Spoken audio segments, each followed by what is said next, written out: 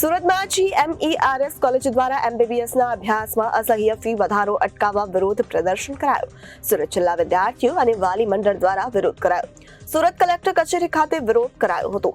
સરકાર દ્વારા GMERS કોલેજમાં અસહ્ય ફી વધારો કર્યો હોવાનો આરોપ પણ મુકાયો છે. GMERS કોલેજ દ્વારા MBBSના અભ્યાસમાં અસહ્ય ફી વધારો અટકાવવા વિરોધ પ્રદર્શન. સુરત જિલ્લા વિદ્યાર્થીઓ અને વાલી મંડળ દ્વારા વિરોધ કરાયો. સુરત કલેક્ટર કચેરી ખાતે વિરોધ કરવામાં આવ્યો હતો. સરકાર દ્વારા GMERS કોલેજમાં અસહ્ય ફી વધારો કર્યા હોવાનો આરોપ કરાયો છે, જેને કારણે મધ્યમ વર્ગના વિદ્યાર્થીઓ માટે MBBSનો અભ્યાસ કરવા માટે ઘણી મુશ્કેલીનો સામનો કરવો પડે છે.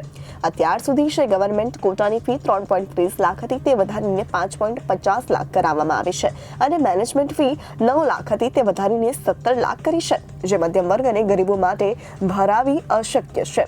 તો એક જ વર્ષમાં દરમિયાન નીટની એક્ઝામમાં થયેલ ગેરરીતિ અને જેને કારણે કટ ઓફ મેરિટ ઘણું ઊંચું ગયું છે, એનો ન્યાય હજુ સુધી વિદ્યાર્થીઓને મળ્યો નથી. ત્યાં તો આ ફી વધારો જખમ પર નમકનું કામ કરે છે. એક તો આજના પ્રમાણમાં સમયના પ્રમાણે ડોક્ટરની માંગ વધી છે, ત્યારે સરકાર સરકારી સીટ વધારવાની જગ્યાએ ફી વધારીને એવું સાબિત કરવા માંગે છે કે ડોક્ટર બનવાનો હક ગરીબો કે મધ્યમ વર્ગ માટે નથી, પરંતુ અમીરો માટે જ છે. ગરીબો અને મધ્યમ વર્ગના વિદ્યાર્થીઓ પણ ડોક્ટર બની શકે અને સમાજને તંદુરસ્ત બનાવવાની પોતાની ફરજ અદા કરી શકે છે.